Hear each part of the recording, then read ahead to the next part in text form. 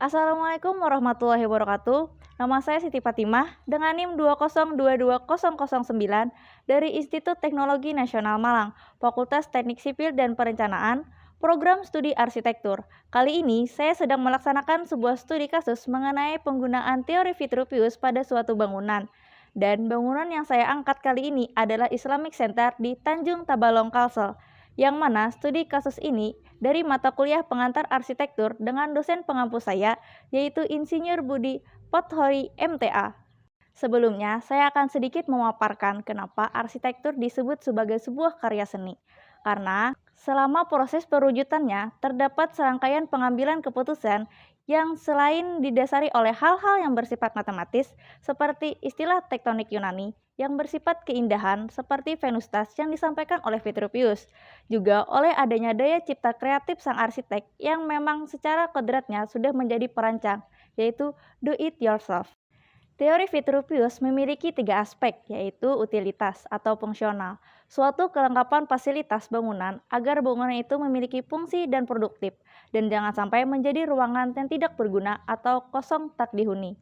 Yang kedua, yaitu Venustas atau keindahan, faktor yang didasari pada tubuh manusia yang memiliki proporsi yang baik terhadap keseluruhan tubuh dan memiliki hubungan simetrikal dari beberapa anggota tubuh ke pusat tubuh.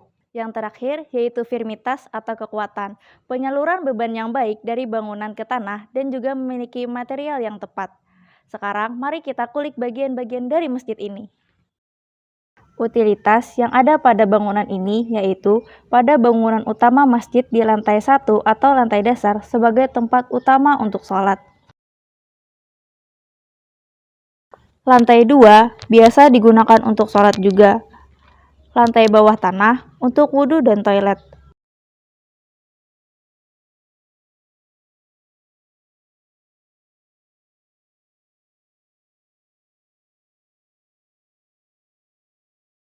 Selain itu, pada lantai 1 dan 2 juga di beberapa titik difungsikan untuk tempat anak-anak mengaji. Pada teras masjid lantai 1 dan 2 pun biasa digunakan untuk istirahat.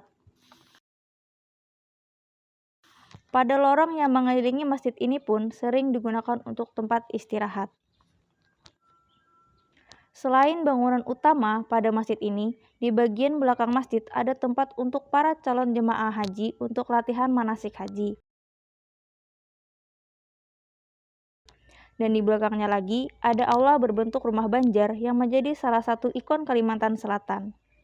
Dan ada 2 aula lainnya yang sekarang dipakai para mahasiswa STIT untuk kuliah. Venustas pada bangunan ini yaitu terdapatnya ukiran kaligrafi pada dalam ruangan sholat, adanya kaligrafi berukuran besar pada sisi atas arah kiblat yang berlafazkan Allah dan Muhammad. Bagian tiang masjid yang dilapisi ornamen kayu agar terlihat estetik. Bagian atas kubah yang biasanya kubahnya ke atas namun ini terbalik dan adanya lafaz Allah. Dan jika dilihat dari atas, maka kubahnya berbentuk seperti mangkok yang membuat masjid ini berbeda dari biasanya. Pada bagian dinding yang mengarah bagian luar terdapat ukiran yang menarik dan menambah kesan elegan. Dan bagian tembok itu pun dibentuk separuh daun menambah unik bangunan ini. Pada pagar yang mengelilingi tempat sholat dibentuk dengan ukiran yang berulang, juga difungsikan sebagai ventilasi. Walau tidak ada AC di bagian dalam masjid, tetapi tetap sejuk. Bagian taman yang mengelilingi bangunan ini pun menambah kesan asri dan indah. Bagian menara masjid yang tinggi dan berbeda menambah kemegahan pada bangunan ini. Firmitas yang ada pada bangunan ini yaitu penggunaan baja pada tiang utama dan dilapisi dengan beton agar semakin kokoh. Bangunan yang mengelilingi menggunakan batu bata dan campuran semen, pasir, dan air. Kerangka pagar menggunakan besi. Pada lantai menggunakan marmer ukuran 60 x 60 cm. Pada lorong menggunakan marmer dan batu alam.